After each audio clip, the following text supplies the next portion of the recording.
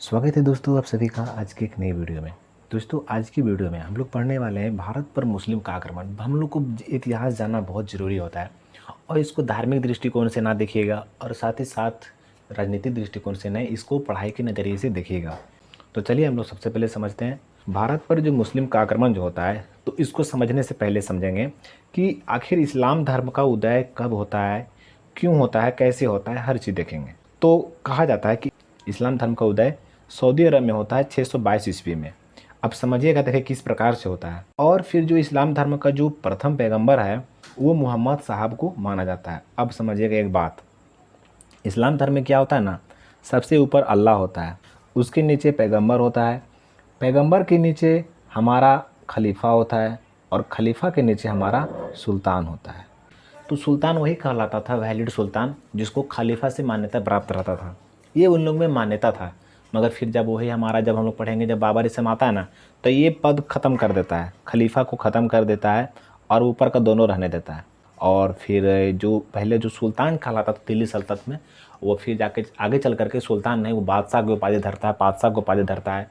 तो सबसे पहले समझना है कि इस्लाम धर्म का जो उदय था वो सऊदी अरब में होता है 622 ईस्वी में। और इसका जो प्रथम पैगंबर था इस्लाम धर्म का वो मोहम्मद साहब थे। और मोहम्मद साहब जो रहते हैं ना, इनका जन्म जो रहता है 570 ईस्वी में मक्का में होता है। मक्का सऊदी अरब में है। तो यही मोहम्मद साहब ही थे जो इस्लाम धर्म के स्थापना करते हैं, 622 ईस्वी में ही करते हैं। और जो भी इस धर्म को मानता था उसको मुसलमान कहा जाता था। और ये जो धर्म था वो एकता पर आधारित था। किस पर था आधारित ये एकता पर आधारित था। और क्या होता है ना कि जो मोहम्मद साहब रहते हैं ना, वो 622 ईस्वी में ये मक्का से मदीना जाते हैं, मदीना की यात्रा करते हैं मक्का से मदीना के। और इसी को इस्लाम धर्म में हिजरत कहा जाता है। यानी कि हम लोग कह सकते हैं कि जो हिजरी संवत है इसका आरंभ कब हुआ, 622 ईस्वी में। तो बताइए, सवाल पूछेगा हिजरी संवत का आरंभ कब होता है, तो नहीं बता दीजिएगा 622 में। ठीक है, ये तो हो गया हमारा, ये भी समझ में आ गया। ये भी समझ में आ गया कि इस्लाम धर्म का जो उदय हुआ सऊदी अरब में हुआ, 622 ईस्वी में हुआ। इसका प्रथम पैगंबर मोहम्मद साहब थे। और मतलब कि यही जो थे हमारा मोहम्मद साहब ही थे जो इस्लाम धर्म की स्थापना करते हैं। इस धर्म को जो मानता था मुसलमान कहलाता था। यह धर्म जो था एकता पर आधारित था। और मोहम्मद साहब का जन्म जो था 570 ईस्वी में मक्का आने की सऊदी अरब में हुआ। और 622 ईस्वी में ये मक्का से मदीना की यात्रा करते हैं और इसी को हिजरत कहा जाता है। यानी कि इस प्रकार से कह सकते हैं कि हिजरी संवत का जो आरंभ होता है 622 ईस्वी में होता है। कितना सिंपल है ना, बहुत सिंपल है। हिंदू धर्म में कुछ कुछ पवित्र ग्रंथ होता है, पवित्र किताब होता है। इसी प्रकार से इस्लाम धर्म में भी पवित्र ग्रंथ हुआ करता है, उस ग्रंथ को कुरान कहते हैं। तो ये बात याद रखिएगा, उसको क्या, हालांकि 4 प्रकार के रहता है। जैसे कि कानून जैसे होता है ना, वो लोग भी शासन करता था मुस्लिम लोग। तो जैसे क्यास, कुरान, इजमा, हदीस, ये सब कानून का किताब था एक प्रकार से, कि किस प्रकार से शासन करना है, वो किताब था। तो वो लोग देखेंगे, हम लोग आने वाला कभी देखेंगे, ज़रूरी रहेगा तो वहाँ देख लेंगे। आखिर मुस्लिम आक्रमण क्यों कर पाए भारत पे, क्योंकि यहाँ बहुत ज़्यादा जातिवाद, बहुत ज़्यादा धर्म से इतना ज़्यादा सब जकड़ गया था, आपस में ही मारपीट सब, मतलब कहना नहीं, एकता था ही नहीं। यही रीज़न था कि मुस्लिम बार बार भारत पर आक्रमण कर रहा था। तो देखो, एक नया धर्म का उदय हुआ था, जो मुस्लिम धर्म का उदय हुआ था, एक नया धर्म का उदय हुआ था। अब इसका प्रचार प्रसार करना है, इसको आगे बढ़ाना है, तो धन की जरूरत होता है। अब भारत क्या थी उस समय, सोने की चिड़िया।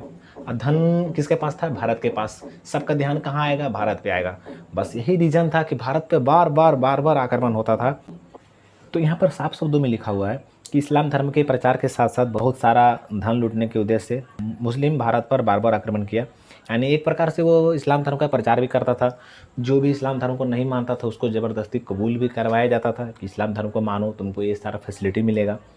तो 2 रीज़न था, इस्लाम धर्म का प्रचार भी कर रहा था और धन भी लूट रहा था। तो यही रीज़न था कि भारत पर बार बार आक्रमण, चूँकि भारत उस समय बहुत बड़ा था ना, बहुत बड़ा था, यही रीज़न था। एक सवाल और है यहाँ पर, सवाल ना एग्ज़ाम, मतलब कि एग्ज़ाम में कितना बार लोग कन्फ्यूज कर जाता है। पूछेगा कि भारत में पहली बार मुसलमान कहाँ पर बसे थे। तो पहली बार जो है ना मुसलमान, वो केरल के मालाबार तट पर बसे थे। ये VVI सवाल है, ये अक्सर एग्ज़ाम में आ जाता है, बच्चा लोग कन्फ्यूज कर जाता है। तो पूछेगा भारत में पहली बार मुसलमान कहाँ पर बसे थे, ये केरल के मालाबार तट पर बसे थे। और ये लोग जो थे ना वो व्यापारी के रूप में आए थे यहाँ पर। तो इस पॉइंट को याद रखिएगा, ठीक है ना। आगे चलते हैं। अब हम लोग देख लेते हैं भारत पर पहला मुस्लिम आक्रमण, भारत पर पहला अरब आक्रमण, ऐसा भी हम लोग बोल सकते हैं। तो सबसे पहले भारत पर मुस्लिम का आक्रमण 712 ईस्वी में हुआ। कौन किया था, अरब के सेनापति था, उसका नाम था मोहम्मद बिन कासिम। यही था, मोहम्मद बिन कासिम ही था जो सिंध पर पहली बार आक्रमण किया। और उस समय सिंध पर जो शासन कर रहा था उसका नाम था दाहिर। दाहिर जो था एक हिंदू शासक था। लोग मानता है ऐसा कि दाहिर हारता नहीं, उसको जो था ना बौद्ध भिक्षु था मोहम्मद बिन कासिम को सपोर्ट कर दिया था, जिसके कारण से दाहिर हार गया।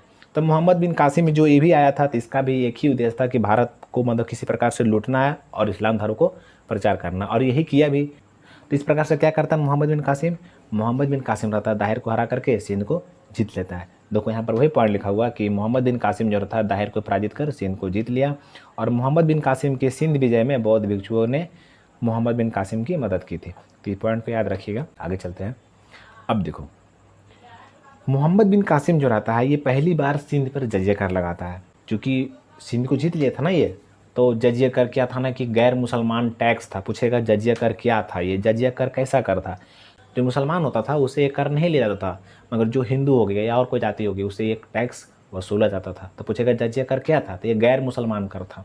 तो और क्या किया, बगल में ही हमारा मुल्तान भी था, तो इसी को भी सिंध के अलावा मुल्तान पर भी आक्रमण कर लेता है। आक्रमण करके फिर ये अधिकार कर लेता है। फिर मोहम्मद बिन कासिम जो रहता है 712 ईस्वी में तो भारत आया, लूटपाट किया, और 715 ईस्वी में फिर ये सऊदी अरब चल जाता है।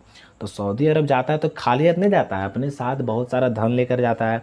और धन के अलावा ही धन ही नहीं, यहाँ से कुछ कुछ किताब लेकर जाता है, फिर उसको अरबी में अनुवाद कराता है। जैसे गणित का पुस्तक हो गया, आयुर्वेद का, दर्शन शास्त्र हो गया, ज्योतिष हो गया, साहित्य हो गया, ये सब बहुत सारा ग्रंथ रहता है, और फिर इसको अरबी में अनुवाद करवाता है। इसी से फिर पूरा दुनिया को पता चलता है शून्य के बारे में, और साथ ही साथ जो नंबर सिस्टम था इंडियन नंबर सिस्टम, इसके बारे में पता चलता है। भारत का पहला मुस्लिम आक्रमण को ही भारत का पहला अरब आक्रमण कहा जाता है। तो बोले थे चूँकि ये हमारा जो मोहम्मद बिन कासिम था ये अरब का ही सेनापति था। ये हो गया। आगे चलते हैं। आगे क्या ख़त्म, टॉपिक ख़त्म। अब हम लोग अगले टॉपिक में पढ़ेंगे महमूद गजनी का आक्रमण। तो ठीक है दोस्तों, हम लोग मिलते हैं अगले वीडियो में। वीडियो देखने के लिए आपका बहुत बहुत धन्यवाद।